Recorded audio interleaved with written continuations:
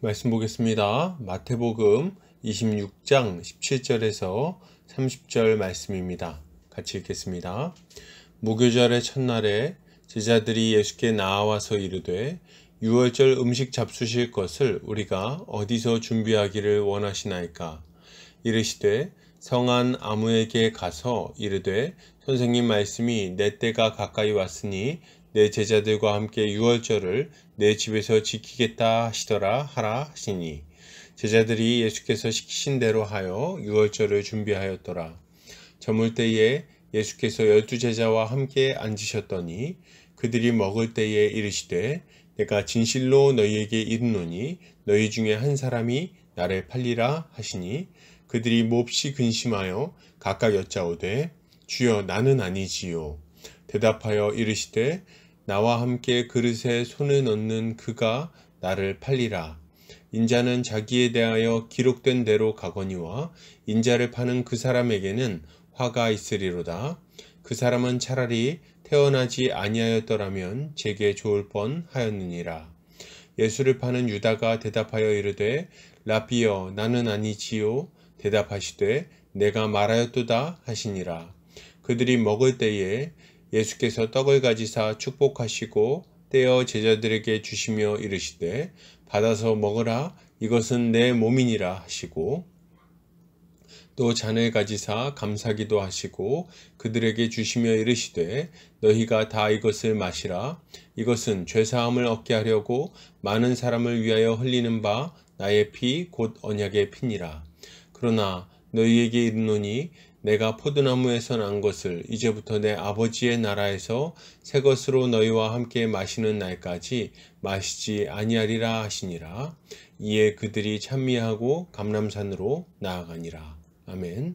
마태복음 26장 17에서 30절까지 유월절 어린 양 되신 주님이라는 제목으로 말씀 보도록 하겠습니다. 고난주간 네 번째 날입니다.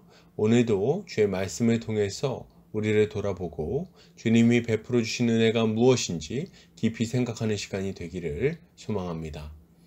유월절이 되었습니다. 모든 제자들이 다락방에 모여서 이제 주님과 식사를 시작하죠. 유월절 식사를 진행하시는데 갑자기 예수께서 폭탄 선언을 하십니다. 내가 진실로 너희에게 이르노니 너희 중에 한 사람이 나를 팔리라. 이 말을 들은 제자들이 얼마나 충격을 받았을지는 말할 필요도 없을 것입니다. 이 이야기를 듣고 나서 제자들은 근심 가운데 하나씩 말하기 시작합니다. 주여 나는 아니지요. 그런데 주님은 이런 제자들에게 다시 한번 말씀하십니다. 대답하여 이르시되 나와 함께 그릇에 손을 넣는 그가 나를 팔리라. 이제 범위가 더 좁아졌습니다. 얼마나 답답한 순간입니까? 이후에 주님은 이렇게 말씀하십니다. 인자는 자기에 대하여 기록된 대로 가거니와 인자를 파는 그 사람에게는 화가 있으리로다. 그 사람은 차라리 태어나지 아니하였더라면 제게 좋을 뻔하였느니라. 그리고 이제 어떤 일이 일어납니까? 25절. 예수를 파는 유다가 대답하여 이르되 라비여 나는 아니지요. 대답하시되 내가 말하였도다 하시니라. 요한복음에서는 예수께서 떡을 찍어서 가룟 유다에게 직접 주기까지 하십니다. 그리고 유다는 2일 후에 즉시 예수를 팔기 위해 밖으로 나가죠. 재밌는 것은 제자들은 그가 물건을 사러 밖으로 나갔다고 생각한다는 점입니다.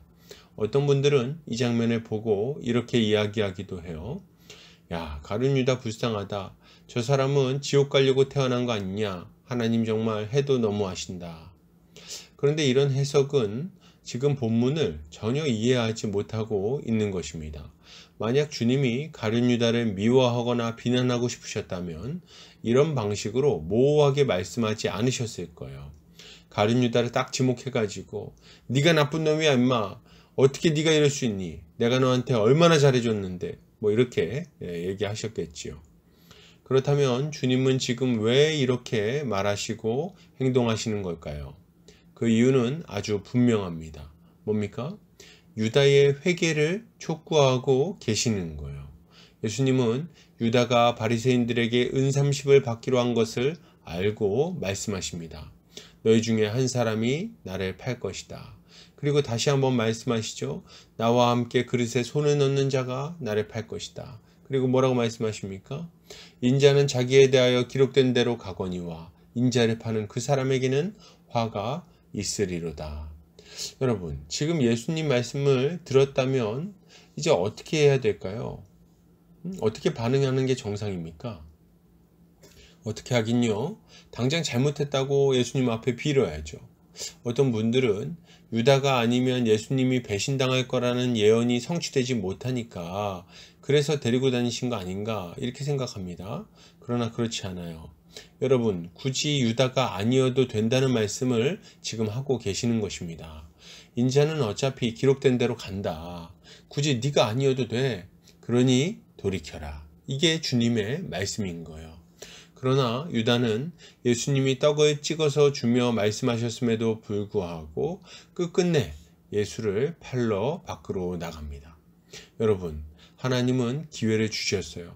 이 기회를 잡고 회개했다면 그는 살 수 있었을 것입니다. 예수 그리스도를 통해 맺어질 새 언약에 동참하여 영원토록 복된 삶을 살 수도 있었을 거예요. 그런데 이런 기회를 놓쳤으니 그는 참으로 어리석고 완악한 자라고 할 수 있는 것입니다. 가룟 유다가 밖으로 나간 이후에 예수님은 제자들과 떡을 나누십니다. 이 장면은 유대인의 유월절 규례를 생각할 때 참 인상 깊은 장면이에요. 출애굽기 12장에 보면 유월절에 먹는 음식에 대해서 이야기합니다. 먼저 가장 중요한 것으로는 유월절 양이 있습니다. 이 유월절 양은 피를 바른 양을 상징합니다. 이 양을 잡아서 불에 구워서 먹어요. 그리고 누룩이 들어가지 않은 빵과 쓴 나물을 함께 먹었습니다. 이것이 규례예요. 여기서 가장 중요한 것은 양인데 이 양을 먹는 것은 이 양이 대신 죽음으로 죽을 수밖에 없었던 죄인이 살았다는 것을 의미하는 것입니다. 그런데 오늘 예수님의 식사에는 이 양이 보이지를 않습니다. 유월절 식사라면 있어야 되는데 없는 거예요. 그리고 예수님은 제자들에게 떡을 떼어 나누어 주시면서 이렇게 말씀하십니다. 이것은 내 몸이니라. 예수님은 지금 자신이 주최한 유월절 식사에서 양이 아닌 자신을 먹고 마시라고 말씀하고 계시는 것입니다. 이것을 통해서 죄사함을 얻고 영생을 얻을 수 있다고 말씀하신다는 거예요. 그리고 이 피를 통해 너희와 새 언약을 맺겠다고 말씀하십니다. 여러분, 예수 그리스도를 먹고 마실 때 우리는 죄사함을 얻습니다. 예수 그리스도를 먹고 마신다는 것은 무슨 의미입니까? 예수 그리스도를 믿고 성령을 받아 그와 합하여 한 몸이 되는 것을 의미합니다. 우리가 음식을 먹고 음료를 마시면 이것이 어떻게 됩니까? 이것이 우리의 살과 피가 되어 분리될 수 없게 됩니다. 이와 마찬가지로 우리가 예수 그리스도를 믿으면 주님은 우리에게 성령을 보내어 주십니다. 그리고 이 성령으로 말미암아 우리는 예수 그리스도와 한 몸이 되는 거예요. 그 결과 우리는 예수 그리스도와 함께 십자가에 달려 죽은 자가 되고 그와 함께 부활하여 의로운 자로 판명나게 되는 것입니다.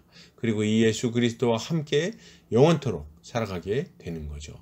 이것을 바울은 이렇게 말합니다. 갈라디아서 2장 20절입니다.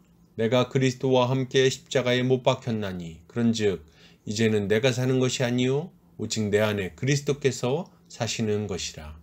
이제 내가 육체 가운데 사는 것은 나를 사랑하사 나를 위하여 자기 자신을 버리신 하나님의 아들을 믿는 믿음 안에서 사는 것이라. 아멘. 이게 다가 아닙니다. 이제 우리는 예수 그리스도를 믿음으로 말미암아 성령을 받고 새 언약 백성이 되었어요. 예레미야는 이렇게 예언합니다. 예레미야 31장 31절에서 34절입니다. 여호와의 말씀이니라. 보라, 날이 이르리니 내가 이스라엘 집과 유다 집에 새 언약을 맺으리라. 이 언약은 내가 그들의 조상들의 손을 잡고 애굽 땅에서 인도하여 내던 날에 맺은 것과 같지 아니할 것은 내가 그들의 남편이 되었어도 그들이 내 언약을 깨뜨렸음이라. 여호와의 말씀이니라. 그러나 그날 후에 내가 이스라엘 집과 맺을 언약은 이러하니 곧 내가 나의 법을 그들의 속에 두며 그들의 마음에 기록하여 나는 그들의 하나님이 되고 그들은 내 백성이 될 것이라. 여호와의 말씀이니라. 아멘. 약속의 핵심은 무엇입니까? 우리의 죄를 용서할 뿐 아니라 하나님의 법을 우리의 마음에 새겨서 하나님의 말씀에 순종할 수 있는 하나님의 백성으로 만들어 주시겠다는 것입니다. 우리는 하나님의 법에 순종하며 복된 삶을 살아갈 수 있게 되는 거예요. 여러분, 우리에게 찾아오는 고통은 어디에서 비롯됩니까? 대부분 욕심과 죄에서 비롯됩니다. 가정이 깨지는 이유는 뭐죠? 관계가 깨지는 이유는 뭡니까? 빚을 많이 짓고 우리의 삶이 무너지는 이유는 또 뭐예요? 많은 경우 욕심과 죄 때문입니다. 죄는 하나님과의 관계를 파괴합니다. 우리에게 심판을 야기하죠. 뿐만 아니라 죄는 죄책감과 자존감 상실, 중독 같은 우리 내면의 문제를 일으키고 사람과의 관계와 같은 외부의 고통스러운 문제를 만들기도 합니다. 그런데 주님은 이런 우리의 죄를 용서해 주심으로 하나님과의 관계를 회복시켜 주실 뿐 아니라 우리를 완전히 새로운 존재로 만들어서 새로운 삶을 살게 해주시는 것입니다. 죄와 싸워 이기는 자들로 만들어 주신다는 거예요. 이제 우리는 죄에 함몰되어서 망하는 자들이 아닙니다. 죄와 싸워 이기고 하나님이 기뻐하실 만한 열매를 맺는 자들이 된 거죠. 이것이 우리 주님이 성령을 부어주심으로 우리에게 주신 복이라고 할 수 있는 것입니다. 결론을 드립니다. 여러분, 작은 이득을 보려고 주님을 버리는 어리석은 삶을 살지 맙시다. 도리어 죄를 회개하고 예수께 나아갑시다. 유월절 어린 양이신 예수께서 우리의 죄를 대속하시고 새롭고 복된 삶을 살도록 만들어 주실 것입니다. 오늘도 주님의 은혜로 승리하는 성도님들 되시기를 주의 이름으로 축복합니다.